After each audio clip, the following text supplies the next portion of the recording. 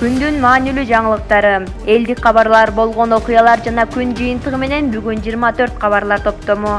Ак кеме студиясында сиздер менен мен Айданек Момунбекова. Саламатсыздарбы?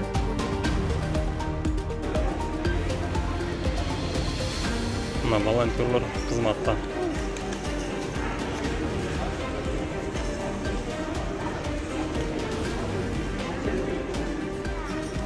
Бишкекке Москвадан Кыргызстандын жарандары учуп келди.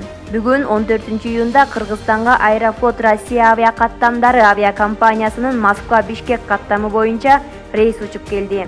Бул каттам менен Россиядан Кыргыз Республикасынын 437 жараны, анын ичинде кичинекей балдар дагы кайтарылды.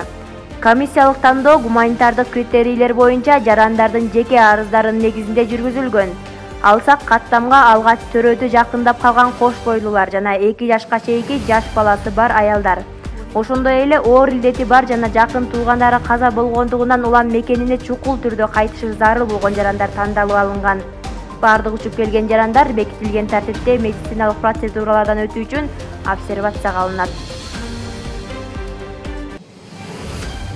Кыргызстандын Россиядагы элчилиги вице-консул Тигран Кондахачянга кол салуу болду деген маалыматты төгүндөйт. Бул тууралуу дипломатиялык өкүлчүлүктүн маалымат катчысы Гүлбарчын Байымбетованын айтканына таянуу менен РИА Новости жазды.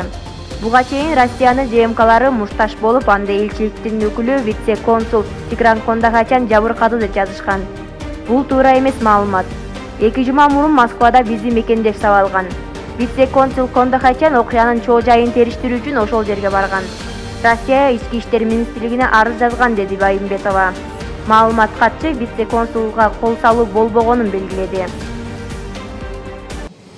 Бишкекте чак түштө белгисиз жарандар банктардын бирине кирип, кызматкерлерди курал менен коркутуп, кассасын тоноп жаткан видео интернет тармагына жарыяланды.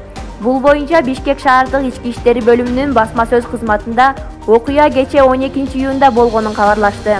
Шаардык ички иштер башкармалыгынын нөөмөт бөлүмү саат 13:20 чамасында билдирүү келип түшкөн. Анда Борбор калаадагы Манас Кең көчөсү менен Бөкөнбаев көчөсүнүн кесишиндеги банкта тоноо болуп жатканы айтылган. Жерине ыкчам тергөө тобу барышып, алгачкы маалыматтарды топтошкон. Ага ылайык бет кап тагынган 2 белгисиз киши банктын имаратына куралчан киришкен. Алар банктын күзөт кызматчысына кол салып, кассадагы акчаны алып чыгып кетишкен. Банктын кызматкерлеринин бири тревога баскычын басканга үлгүрүп, 13 мүнөттөн кийин Аякс күзөт агенттигинин кызматкерлери келишкен. Бул факты кылмыштардын жана жоруктардын бирдиктүү реестринде 202 беренеде каракчылык менен катталып, сотко чейинки өндүрүш иши ачылды. Тиешелүү экспертизалар дайындалып, келтирилген зыяндын суммасы эсептелүүдө. Учурда шаардык ички иштери бөлүмүнүн жана 1-Май райондук ички иштери бөлүмүнүн кызматкерлери тарабынан ыкчам топ түзүлдү. Чектүүлөрдү аныктап, табуу иштери жүргүзүлүп жатат деп билдирди мекеменин басма сөз катчысы. 2020-жылдын 14-июнуна карата COVID-19 вирусуна чалдыккандардын саны боюнча кыскача маалымат.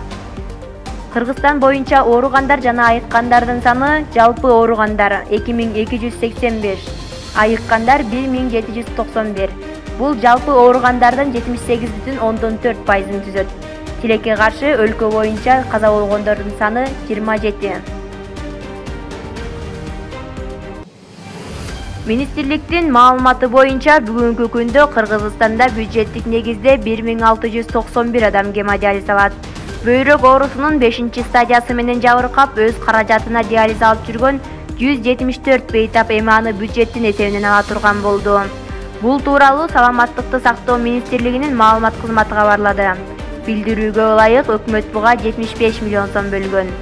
Бул бейтаптар ушул жылдын январь айынан бери кезекке туруп, акчаны өз жанынан төлөп диализ алып келишкен. 13-июнда Саламаттыкты сактоо министрлигинде өкмөттүн эсебинен ала тургандарды комиссия карады. Тандалгандар 15-июндан тарта кымбатка турган медициналык кызматты мамлекеттин эсебинен акысыз алышат деп айтылат маалыматта. Бүгүнкү күндө өлкөдө бюджеттик негизде 1691 адам гемодиализ алат. Анын ичинен 1408-и милдеттүү түрдө медициналык камсыздандыруу фонду тарабынан, 283-ü мамлекеттик жеке өнөктөштүк багыты Fresenius Medical Care гемодиализ борборунан алышат деп жазат Sputnik KG. Победа авиакомпаниясы Россиянын шаарларында июль айына билеттерди 12 июндан баштап сата баштайт. РБКнын кардарлары үчүн берилген маалыматка ылайык билеттердин баасы 999 рубльди түзөт. РБК акциясы жөнүндө маалыматты компаниянын расмий өкүлү тастыктады. Бирок ал ушул баада канча билет сатыла тургандыгын тактаган жок.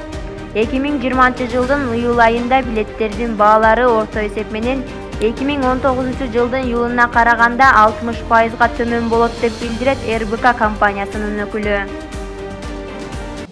Дарыгер Александр Карабиненко өпкөнүн коронавирустан кийин калыбына келиши жөнүндө айтып берди.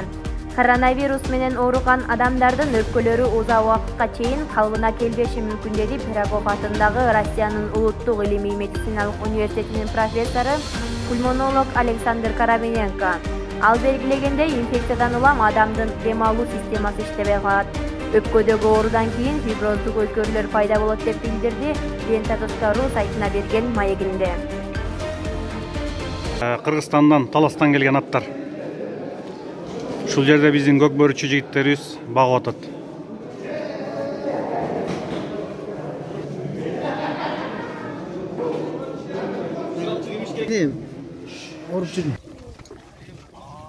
Бул аттын аты эмне дедиң?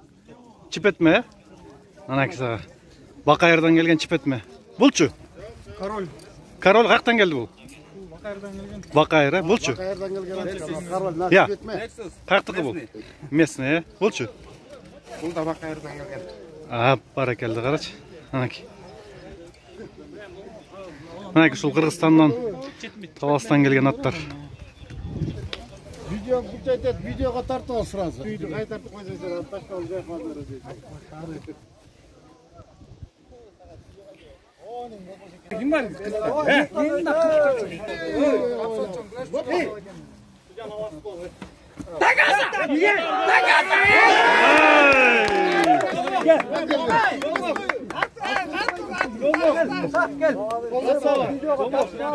Жабак.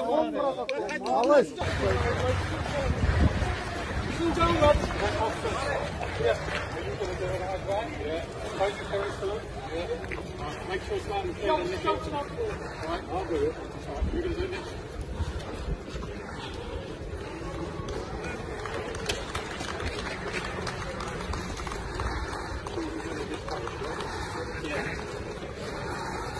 Veterans!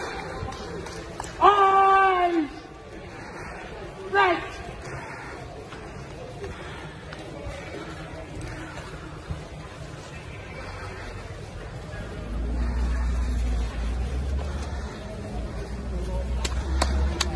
Come on, lads.